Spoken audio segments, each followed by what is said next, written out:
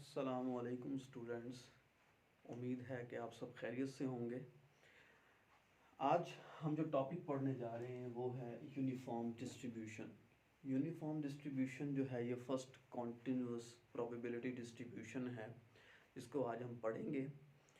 Continuous और discrete distribution जो है इसके अंदर जो डिफरेंस है वो मैं पिछले लेक्चर्स में डिफ़ाइन कर चुका हूँ कि डिस्क्रीट प्रोबेबिलिटी डिस्ट्रीब्यूशन जो होती है उसके अंदर हम एग्जैक्ट वैल्यूज़ को यूटिलाइज़ करते हैं। जैसे कि x की रेंज आप लेते हैं 0 to 5 सपोज किया, ठीक है, तो 0 1 2 3 4 5 एग्जैक्ट नंबर यूटिलाइज़ करते हैं। बट ये जो है कॉन्टिन्यूस प्रोबेबिलिटी डिस्ट्रीब्यूशन है। तो इसमें हम क्या करेंगे, इसमें हम इंटेग्रल यूज़ करेंगे। इंटेग्रल का मतलब रेंज ऑफ वैल्यूज़ होती हैं, ठीक है, जिसके अंदर हम each and every value utilise करते हैं। जैसे 0 के बाद 1 यूज़ किया था डिस्क्रीट के अंदर, तो वहाँ पे हमें ये भी पता होना चाहिए कि 0 और 1 के दरमियान infinite number of values exist करती हैं, ठीक है। तो यहाँ पे इंटेग्रल का यूज़ करेंगे। एक तो वहाँ पे समेशन का किया था, ये छोटा सा ओवरव्यू हो गया इसके डिफरेंस के बारे में। अब हम चलते हैं इसके कंटेंट्स की तरफ जो हमने यहाँ पे पढ़ने हैं। फर्स्ट जो है इसका वो है intro.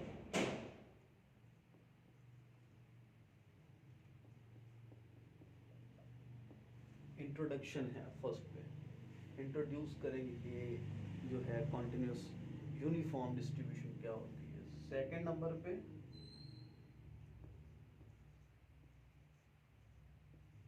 Shape of the distribution है, ठीक है, शेप ऑफ डिस्ट्रीब्यूशन। थर्ड पे हमारे पास है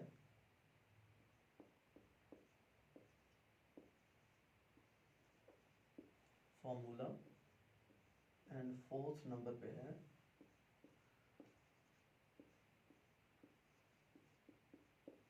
प्रॉपर्टीज। ये सब वो कंटेंट्स है जो हम यहाँ पे डिफाइन करेंगे, ठीक है। फर्स्ट पे है इंट्रोडक्शन ऑफ द डिस्ट्रीब्यूशन है, then shape of the distribution, then formula है, देन प्रॉपर्टीज। अब हम इनके बारे में पढ़ते हैं कि ये क्या चीज़ होती है।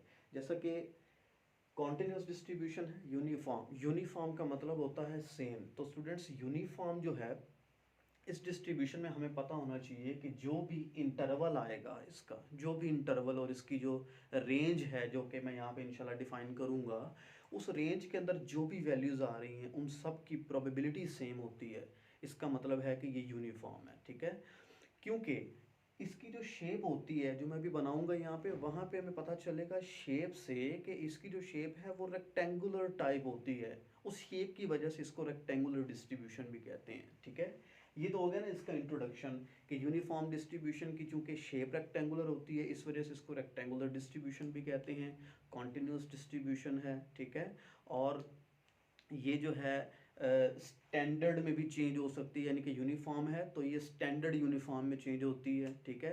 तो जब स्टैंडर्ड यूनिफॉर्म में ये चेंज होती है डिस्ट्रीब्यूशन यूनिफॉर्म, तो इसको हम मिक्सचर, जो मिक्सचर ऑफ डिस्ट्रीब्यूशन होता है, मिक्सचर डिस्ट्रीब्यूशंस होती हैं जो डिफरेंट डिस्ट्रीब्यूशन की एप्लीकेशन को मिला के बनाई जाती हैं, उन डिस्ट्रीब्यूशन में वो यूटिलाइज होती है स्टैंडर्ड यूनिफॉर्म, ठीक है। वो इंशाल्लाह मैं डिफाइन करता हूँ आगे। ये इंट्रोडक्शन हो गया ब्रीफ सा। उसके बाद शेप ऑफ द डिस्ट्रीब्यूशन है। अब शेप क्या है डिस्ट्रीब्यूशन की, मैंने जैसे कि बताया कि रेक्टेंगुलर शेप होती है, तो मैं यहाँ पे बना देता हूँ इसकी शेप।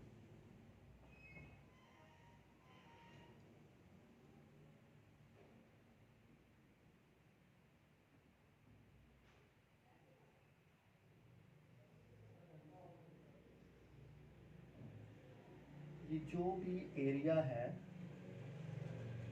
यहाँ से यहाँ तक, ठीक है, मैनुअल बनाया है इसलिए थोड़ा सा इस तरह से बनाया। ये जो एरिया इसके अंदर लाई कर रहा है, ये सारे का सारा एरिया, ये सारा यूनिफॉर्म का एरिया है। और इसकी जो रेंज है, रेंज ए से लेके बी तक इसकी रेंज होती है। ये एक्स एक्सिस है और ये वाई एक्सिस है, एफ ऑफ एक्स जिसको कहते हैं, ठीक है। और ये ओरिजिन पॉइंट है, सही है।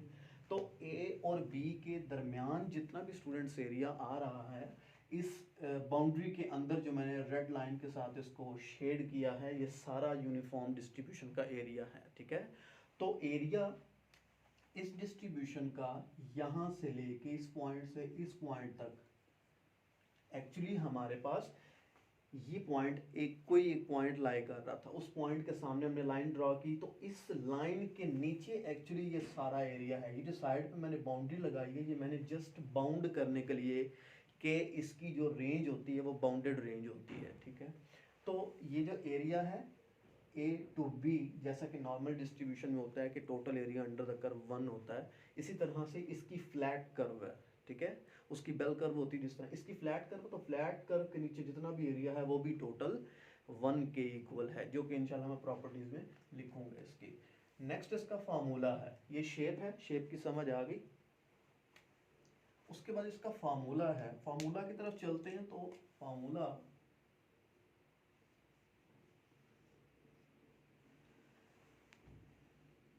f of x which is equal to 1 over b minus a, ये फार्मूला है यूनिफॉर्म डिस्ट्रीब्यूशन का, ठीक है।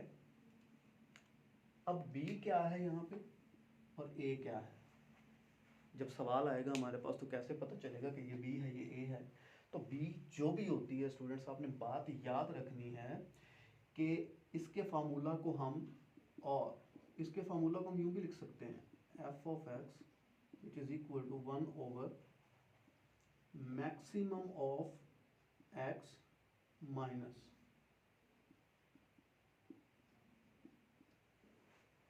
minimum of x, ठीक है।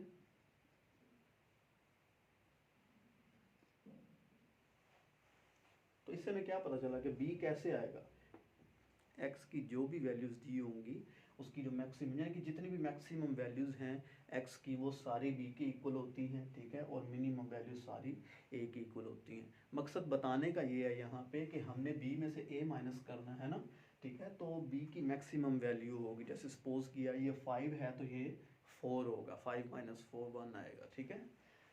तो ये इसका पीडीएफ है, इसका फार्मूला जिसको आप कहते हैं, जिसके अंदर वैल्यूज पुट करके आप आंसर्स निकालते हैं, और इसी पीडीएफ को यूटिलाइज करके आप इसकी प्रॉपर्टीज जो हैं वो ड्राइव करते हैं, ठीक है।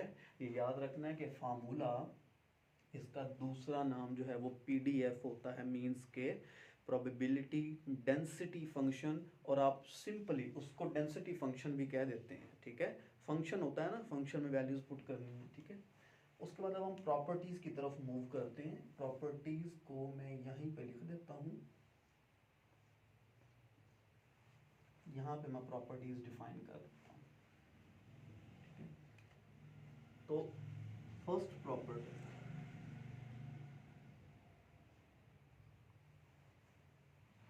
रेंज के बारे में बताएंगे, या फर्स्ट प्रॉपर्टी में आप ये भी लिख सकते हैं क्योंकि इसकी शेप जो है वो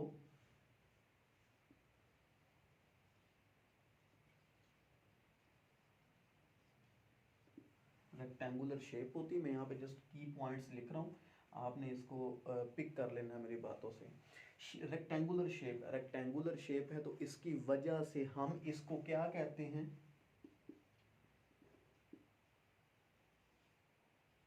रेक्टेंगुलर डिस्ट्रीब्यूशन। ये हमें इसकी शेप से भी पता चल रहा है कि ये रेक्टेंगुलर डिस्ट्रीब्यूशन है, ठीक है। ए से बी तक फ्लैट एरिया है इसका, सही है। सेकंड प्रॉपर्टी की तरफ चलते हैं। सेकंड प्रॉपर्टी इसकी है, इसकी रेंज के बारे में बताएंगे। अब रेंज क्या है,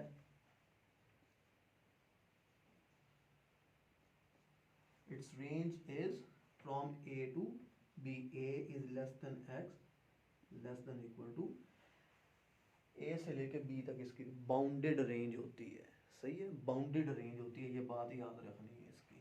थर्ड की तरफ चलते हैं, प्रॉपर्टी की तरफ। थर्ड प्रॉपर्टी में इसका आ जाता है मीन। मीन इसका किसके बराबर होता है, expected value of x is equal to a plus b over 2। आप इसको b प्लस ए ओवर 2 भी लिखते हैं। बेसिकली जब हम सॉल्व करते हैं तो b प्लस ए ओवर 2 आता है, तो प्लस में आप ए बी जो है शफल कर सकते हैं। फोर्थ नंबर पे variance,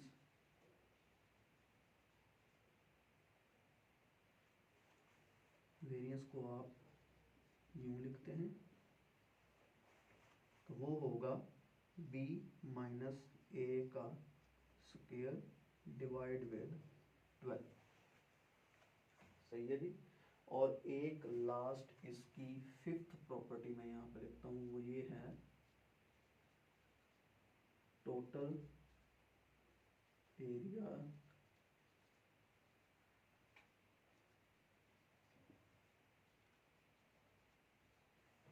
area under flat curve is 1, ठीक है। इस फ्लैट कर्व के अंडर जितना भी एरिया एग्जिस्ट कर रहा है वो सारे का सारा किसके बराबर है, 1 के बराबर है, ठीक है। ये इसकी प्रॉपर्टीज थी, इसका फॉर्मूला था, बड़ी शॉर्ट सी डिस्ट्रीब्यूशन है, ठीक है। शेप आ गई डिस्ट्रीब्यूशन की, वो बता दी, इंट्रोडक्शन हो गया, ठीक है। तो इसमें एक बात ये कि इस ए और बी की रेंज के अंदर जो भी वैल्यूज लाए कर रही होती हैं, यहाँ पे ढेर सारी वैल्यूज लाए कर रही होती हैं, सही है। तो ये एक्स की सारी वैल्यूज होती हैं, वेरिएबल की सारी वैल्यूज होती हैं, ठीक है। तो इस वेरिएबल की वैल्यू, इनको आप कहते हैं क्वांटाइल पॉइंट्स, ठीक है। तो प्रोबेबिलिटी, हर क्वांटाइल पॉइंट की प्रोबेबिलिटी वो क्या होती है, सेम होती है, क्योंकि प्रोबेबिलिटी सेम होती है सबकी, जैसा कि मैंने शुरू में बताया आपको। इस वजह से यूनिफॉर्म डिस्ट्रीब्यूशन का भी नाम समझ में आता है, ठीक है। तो यहाँ पे हम लिख लेते हैं प्रोबेबिलिटी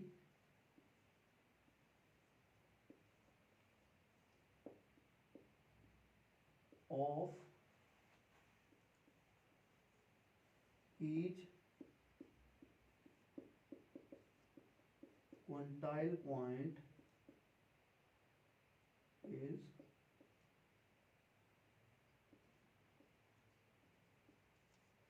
equal, ठीक है। मैं दोबारा लिख देता हूँ इक्वल,